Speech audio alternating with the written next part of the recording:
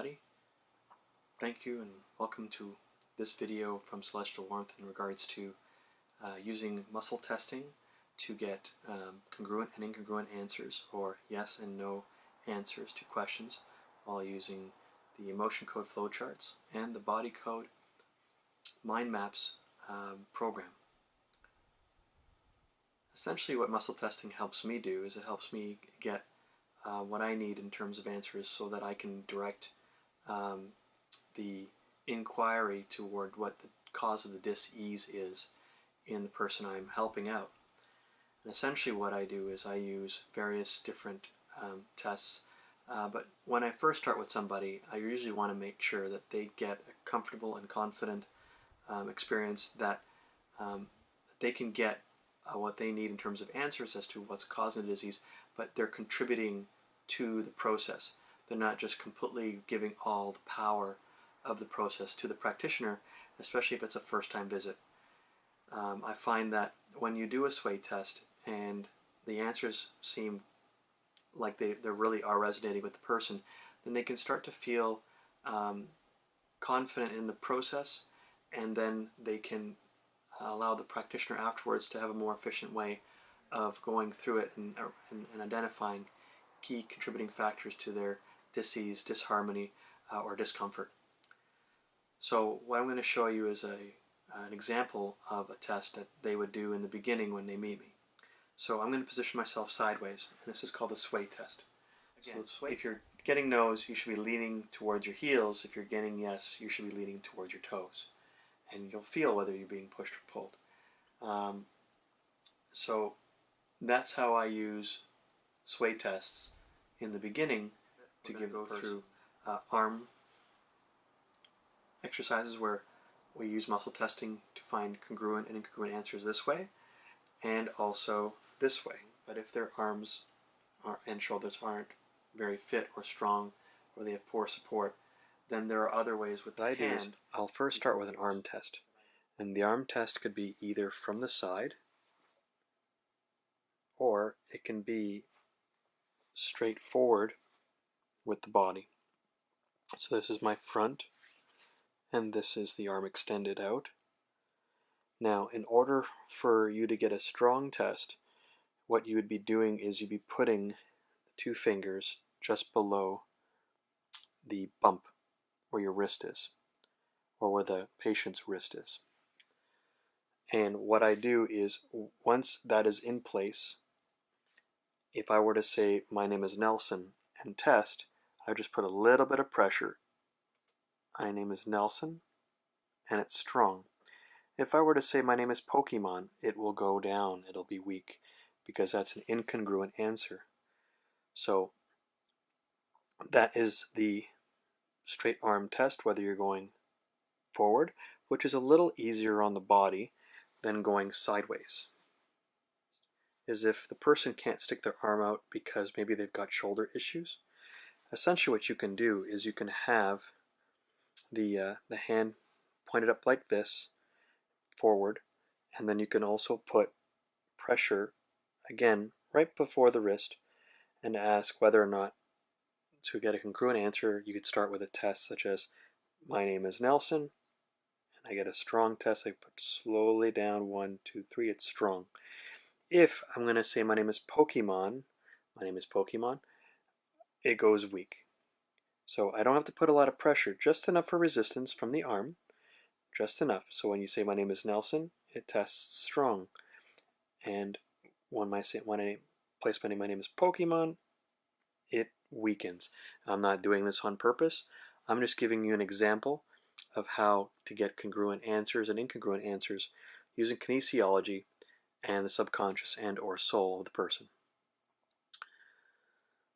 The next test one can do if you can't stick your arm out, they have arm pain, is you can go based on a test where you yourself can get consent from the person to connect to the other. And how it would be done is there's various finger tests that one can do. A very popular one is the ring on ring. So you'd have one ring here, and then you have another ring going in the middle, inside. And then you would actually have like a link. So as you can tell here, there's a link that I've created. Now, if I say my name is Nelson and I try and break the link, it really doesn't do it. Just enough that you can get a congruent answer. Now, if I say my name is Pokemon, my right fingers that are trying to pull out will say, no, your name is not Pokemon. And therefore, it will slip out. So that's the ring in ring option. And the following log technique is when you put your hand upwards like this. I'm going to actually zoom in a little bit on my camera here.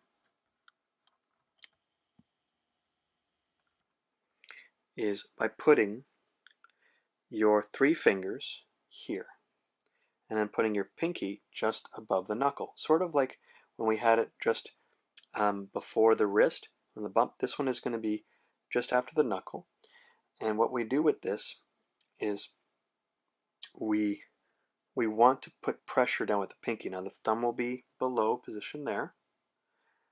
What we do is we'll say my name is Nelson, and the finger should test strong, and it does. I'm putting quite a bit of pressure down. Now, not pressure as in like forceful, but enough that I can get resistance from the finger. Now, if I say my name is Pokemon, then it'll go weak.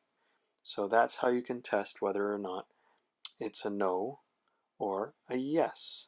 And usually you even feel a little bit of shake from your finger when that happens too. So that's the falling log technique that I also use.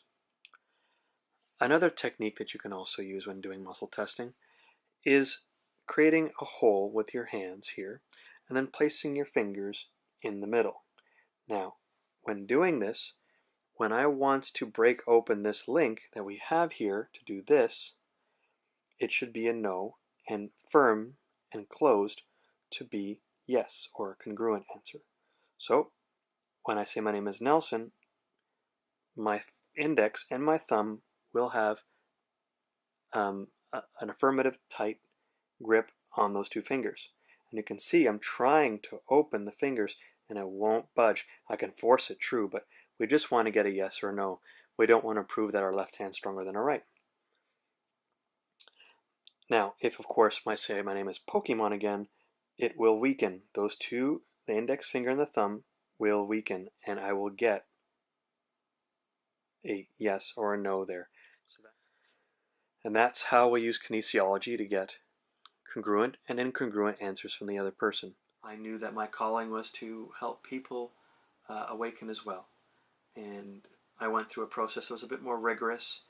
I did have help. I wasn't alone.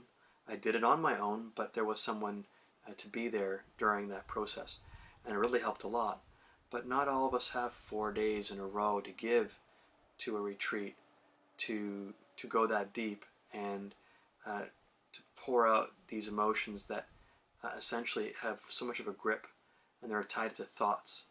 And so by doing this process of clearing you so that bit by bit you release trapped energies in your system that are disrupting your physiology, and then therefore your life force can flow with more vitality and help to heal you, because your life force is essentially the intelligence that runs your body.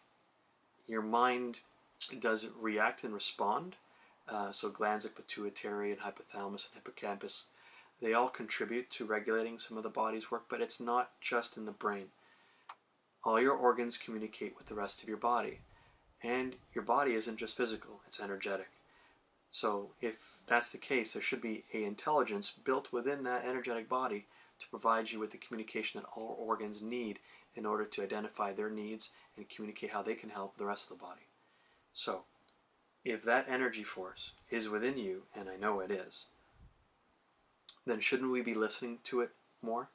And if you don't know how to interpret the messages, find somebody like myself that can help guide you through the process so that you speak to me when I ask questions about what you need.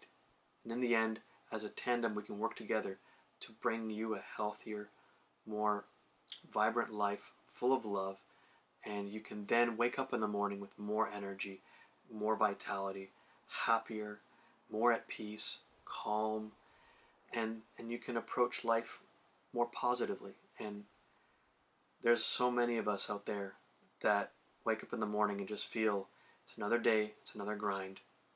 But it doesn't have to be that way. Let me help you clear you of what doesn't serve you so that you can serve humanity to the fullest by being you to the fullest. I do work in person, over the phone, via Skype, in FaceTime. Thank you for watching the muscle testing video, and I look forward to hearing from you soon. Peace be with you, and good life.